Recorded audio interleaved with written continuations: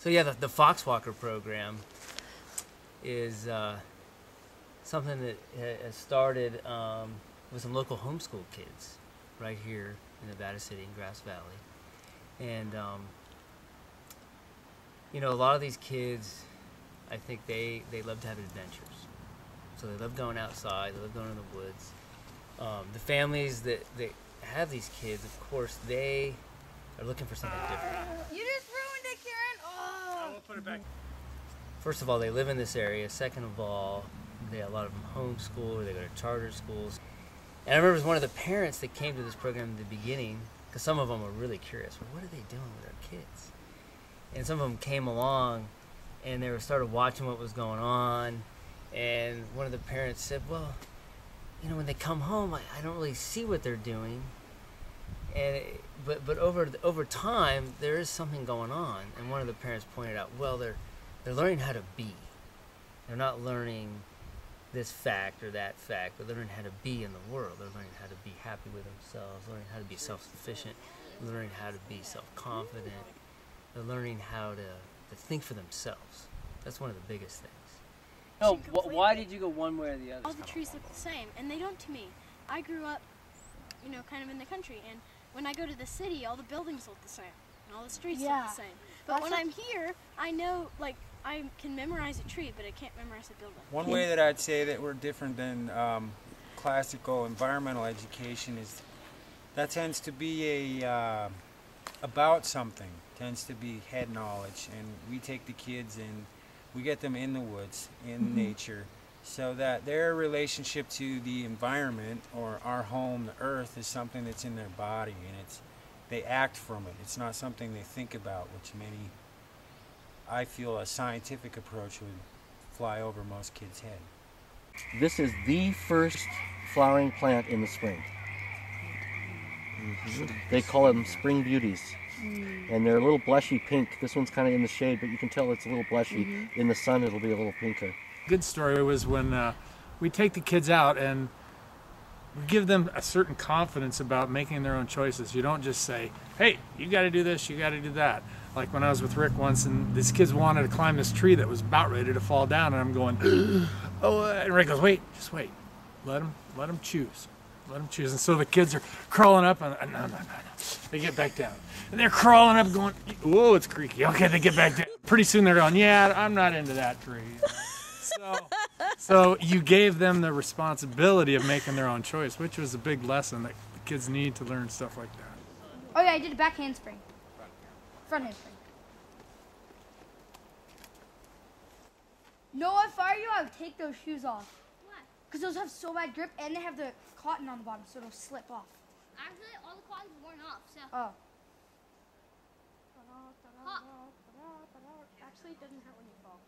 I know. I don't want to fall. He was in. And one of the groups had this girl in it, one of the few girls in this program. And her mother was so proud of her. She's like, oh my God, she was out in the rain making a fire, and they loved it. Most kids, they wouldn't even go out in a storm. They stay home, oh my God, I'm gonna catch a cold. These kids were out here learning how to keep a fire going, learning how to stay hidden, but also just have fun with it. Up there, top of there. Yeah. It started, Mom.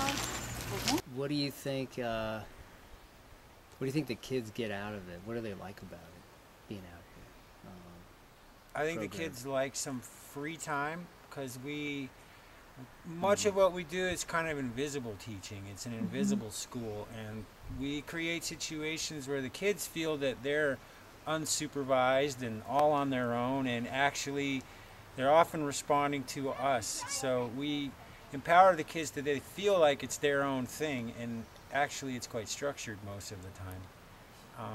We also give the kids a sense of improvisation and being in the moment, because while we touch on the same types of subjects all the time, it's never in the same order and never exactly in the same way. So kids get, we're just touching them in a lot of levels and coming at the same teachings from a lot of different ways. So if different learning styles will all get met at one point or another in the day. That's true Indian trail flagging. It's the real thing. Yeah. We're looking for signs of life. Banana sled.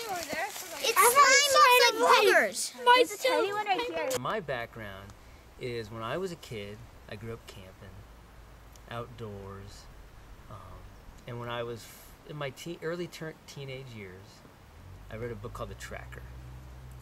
And me and my friend were like, oh, he has a school. Well, we're going. So we grew up in California, and the guy who wrote this book lives in New Jersey. So my whole family's like, you're going to go to New Jersey to learn wilderness survival skills? We're like, yep. So we got on the plane, we went to New Jersey, and let's just say after that, it did change my life. The guy there that was teaching Tom Brown, he learned from an old Apache Indian when he was a young boy, and really taught him how to live with the earth without anything from modern society. And when I went there, one of the biggest things it did for me was it relieved all the peer pressure. All the kids that were doing all this stuff in high school were going one way, sort of all following each other. All the parents, all the pressure from the adult world, oh, you gotta do this, you gotta do that. And all of a sudden someone was like, hey, look out in wide angle vision. Look other places people aren't, and follow your heart. That was the biggest thing. So I thought, you can live life any way you want, and you only have one life. And so after that, it was like, I'm gonna do what I love to do. So really ever since then, which was when I was 15, I have been, in a way, introducing and getting people in nature and in the woods and on an adventure. And then sometimes you get it like that, you give it a twist. Push on the upper branch, you twist, spin it. But I'd still go that way with it once. Yeah, go that way. Just bull rush it. Ready? Hike!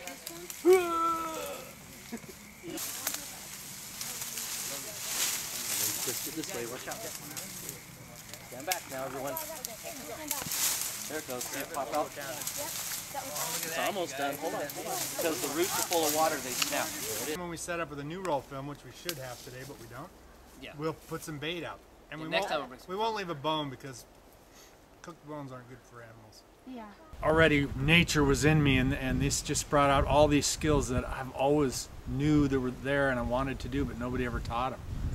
I have been, in a way, introducing and getting people in nature and in the woods and on an adventure. So when we do a program with the kids, it's not like, okay, now we're gonna turn your books to page 50. Now we're gonna learn about the species of different oaks here, so we better memorize these. It's more about, we're gonna teach you how to make fire by hand. So those are the pieces you need. You need a tinder bundle, a handhold, a spindle, a fireboard, and a bow. You, at a certain point, have to learn what woods are what, because that's how you know how to make a fire. So there's a need there. There's a need born out of a passion and an inspiration of doing something fun and being on an adventure. Didn't you hear me? No, I made it. This is the one I was working on. No. Nice. And the other part of the program is weaving in, I guess, the spirit that moves through all things, which is something that you don't really tell the kids necessarily, but it's part of everything we do, where they're sitting by themselves in the woods, and maybe they're hiding, or maybe they're trying to see what the wood rats are doing, or maybe they're trying to learn how to shoot a bow and arrow when something comes by. But that's what you call learning the quiet mind, learning how to sit still, and then the nature will start to teach you, in a sense, that force.